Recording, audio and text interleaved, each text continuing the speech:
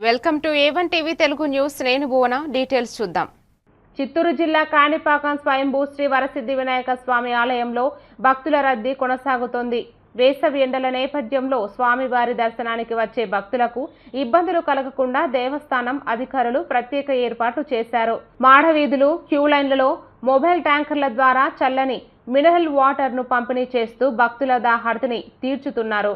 ఈ ఏర్పాట్లను దేవస్థానం ఈవో పెంచల కిషోర్ స్వయంగా పరిశీలించి సౌకర్యాలపై సూచనలు చేశారు.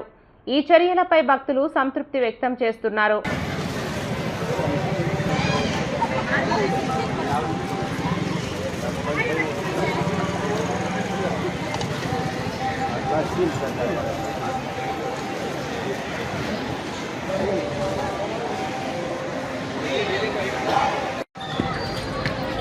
ఓం గణేశాయ నమః.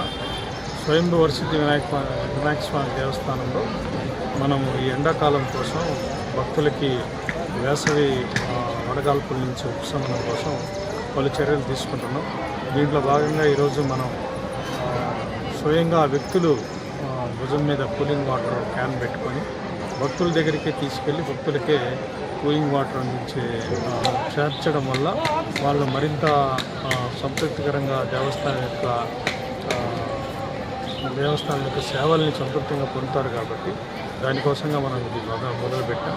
స్పందన బాగుంది. సో కూలింగ్ వాటర్ మనం స్టోర్ చేసుకుని శుభ్రమైన RO వాటర్ని భక్తులకి సేవకులను ఉపయోగించుకొని పలు ప్రాంతాల్లో అన్ని ఏరియాలకు కూడా కవర్ చేయాలని చూస్తాం.